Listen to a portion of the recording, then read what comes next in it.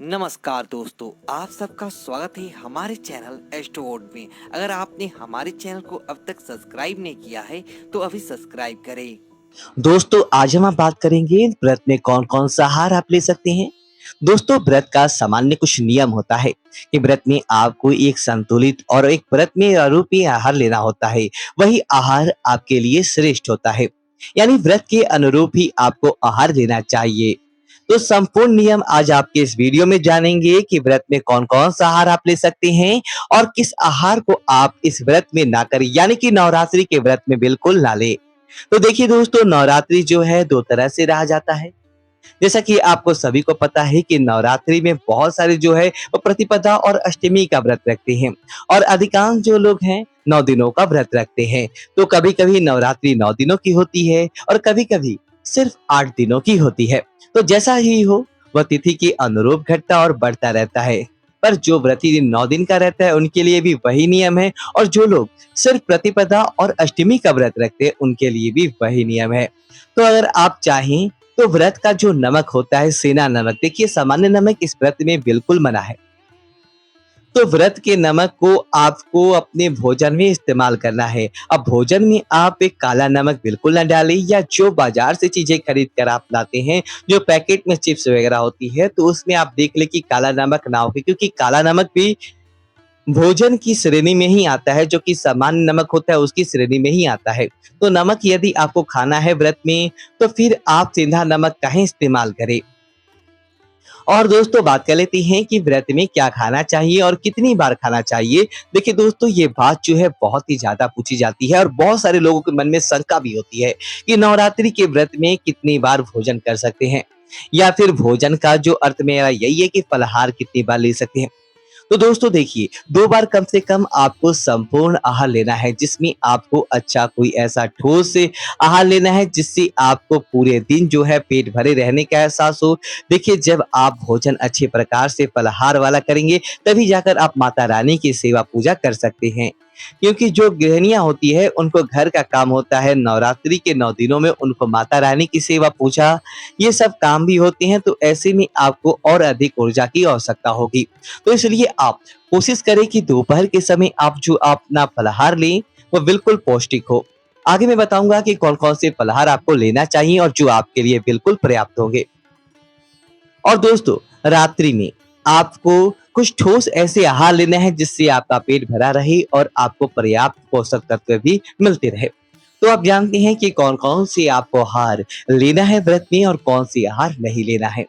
तो दोस्तों सबसे पहली बात तो ये करूँगा कि दूध या दूध से बने हुए सभी प्रकार आप खा सकते हैं। ये व्रत के लिए बिल्कुल पर्याप्त और उपयुक्त है। आप इसका भोजन के रूप में इस्तेमाल करें। इससे क्या होगा कि आपके शरीर में किसी भी प्रकार की कमी नहीं होगी। दोस्तों, दूध को एक संपूर्ण आहार माना जाता है, तो आप रात्रि में दूध ज़रूर लें, या दूध अन्य किसी खाद्य पदार्थ में, जैसे कि साबूदाने की खीर होगी, मखाने की खीर हो गई, सूखे फल की खीर बनाई जाती है, तो जो आपको उचित लगे वो खाएँ। तो साबूदाना जो एक ऐसा आहार है जिसके आप व्रत में ले सकते हैं। और बहुत सारे व्रती जो 9 दिनों का व्रत रखते हैं या फिर प्रतिपदा और अष्टमी का व्रत रखते हैं, वो लोग नवरात्रि में जो है ये कि साबूदाना इस्तेमाल करती हैं, जिसमें कि बहुत ज़्यादा घरों में ये बनाई जाती है साबूदाने की खिचड़ी, या फिर मीठे में कहें तो साबूदाने की खीर बनाई जाती है। तो साबूदाना को आप फलाहार के रूप में इस्तेमाल कर सकते हैं।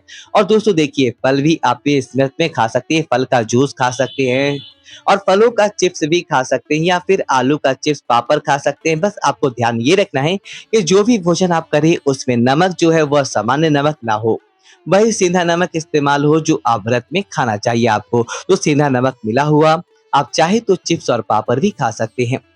और एक चीज़ और ध्यान रखने वाली बात है दोस्तों, कि अगर आप व्रत को वजन घटाने की नियत से कर रही हैं, तो कभी भी आप चिप्स, पापड़ या तली हुई चीज़ों को अपने भोजन में फलाहार में ना रखें। तो बस इसीलिए तली हुई चीज़ों को नहीं लिया जाता है, और बहुत सारी तली हुई चीज़ों को खाने से व्रत में आपकी, जो पहले भी बहुत बोला हूँ कि व्रत के दौरान और भी अधिक कार्य करने होते हैं, माता रानी की सेवा होती है, फिर घर के काम होते हैं, तो उसमें आपको अपनी सेहत का विशेष ध्यान रखना चाहिए। अब दोस्तों राजगिरी का आटा खा सकते हैं, कुट्टू का आटा खा सकते हैं, और जो सिंघाड़ा आता है उसका भी आटा पैकेट में मिलता है। तो वो चीज़ें भी आप खा सकती हैं, उसका हलवा बनाकर, पूरियाँ बना कर के, रोटी बना कर के, पराठा बना कर के, ये सारी चीज़ें आपके लिए बिल्कुल अच्छी है। इन चीज़ों को आप खाएँ, इससे आपके शरीर में किसी प्रकार की थकान नहीं होगी और आपकी चीज़ है कि ये व्रत में खाई जाती है। इन चीज़ों को खाने में किसी प्रकार का संशय आपको नहीं करना चाहिए। अब दोस्तों चीज़ एक है कि इसमें बहुत सारे लोगों का संशय होता है। देखिए चाय तो आप हम पीते हैं, एक सामान्य-सी बात हो जाती है, पर एक प्रश्न मेरे में आया था कि कॉफ़ी पी सकते हैं या नहीं? तो दोस्तों, कॉफ़ी जो होती है काफ़ी के बीज से बनी होती है और इसमें ध्यान दीजिए आपकी कॉफ़ी की बोतल पर ऐसा कुछ नहीं लिखा होता है कि जिसमें कि आप कॉफ़ी के अलावा कुछ और चीज़ें भी मिली हुई है। अगर इस प्रकार का जैसे कि कोको पाउडर या अन्य चीज़ें भी उससे मिली हुई होती है, तो इन चीज़ को भी ध्यान रखिए अगर इस प्रकार की मिलावट है कॉफ़ी में तो और चीज़ें ना लें। और अगर वो चीज़ बीज से बनी हुई है, शुद्ध कॉफ़ी है, तो आप ले सकते हैं। और दोस्तों क्या चीज़ें ना खाएँ आप?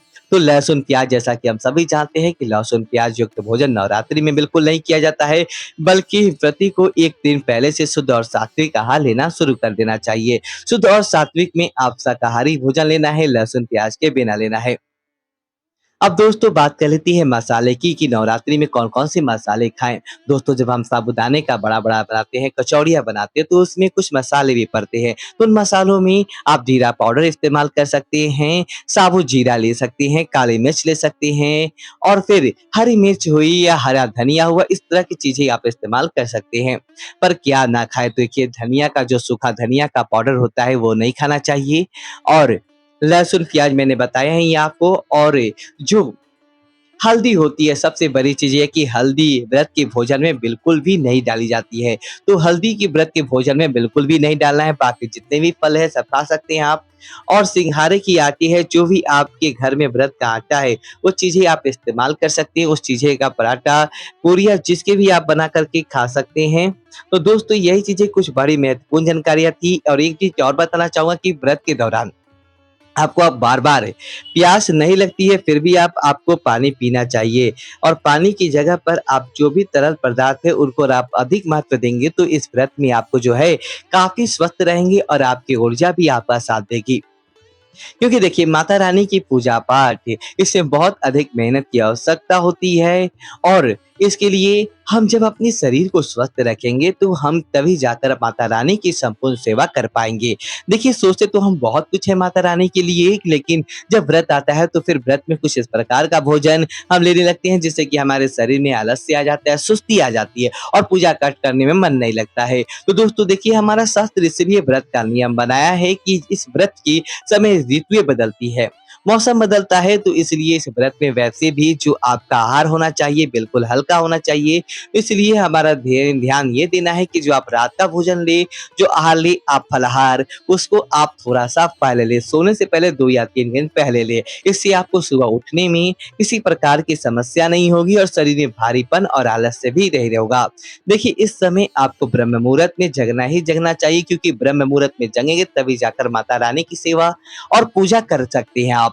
इसलिए आपको रात के आहार पर ध्यान देना चाहिए। देखिए दोस्तों, एक सुबह अच्छी सुबह जो होती है, उसकी शुरुआत में रात से ही होती है, तो रात में आप समय से सोएँ। क्योंकि समय सोएँ? क्योंकि समय से आपको माता रानी की पूजा करनी है, तो ये सारी चीज़ें आपको बहुत अच्छी ध्यान देना है। और दोस्तों नमक का बहुत ज़्यादा ध्यान दें। जो भी आपके घर में व्रत वाले नमकीन आटे हैं, वो आटे को ध्यान दें कि उसमें आपको मिलावट भी हो सकती है। इसलिए आपको पापड़ या चिप्स कुछ भी खाना है तो कोशिश करें कि आपको व्रत से पहले वह चीज़ घर में तैयार कर लें। इससे क्या होगा कि आपको व्रत में जो अगर कुछ खाने का मन करेगा, तो आप इन चीज़ों को खा सकते हैं। रही बात मूँगफली की, तो मूँगफली को आप बाद में आराम से भून के चाय के साथ उसमें आप व्रत वाला नमक भी मिला सकते हैं और काली मिर्च मिला सकते हैं, जीरे का पाउडर मिला सकते हैं। तो ये चीज़ें मिला कर के आप खा सकते हैं और रही बात मीठे में तो गुड़ आप खा सकते हैं, सूखे फल भी खा सकते हैं, सूखे फल में कहीं किसी प्रकार की मनाही नहीं है। तो वो भी खा सकते हैं। आप अगर एक बहुत अच्छी पौष्टिक चीज़ है कि आप उसमें जो सूखे फल के अलावा आप साबूदाना भी खा सकते हैं। देखिए मैं फिर बता रहा हूँ क्योंकि साबूदाना क्योंकि ठोस आहार है, इसको लेने से हमें भूख नहीं लगती है और ये भी काफ़ी अच्छा है। तो आप इस चीज़ों को व्रत में ले सकती हैं, इससे आपके शरीर को ऊर्जा मिलती रहेगी और आप बहुत देर तक भूख नहीं लगेगा। तो दोस्तों मिलता हूँ अगले वीडियो में। अगर वीडियो तो वीडियो को लाइक करें और कमेंट बॉक्स में जय माता दी लिखिए और हमारे चैनल को सब्सक्राइब करें। धन्यवाद दोस्तों।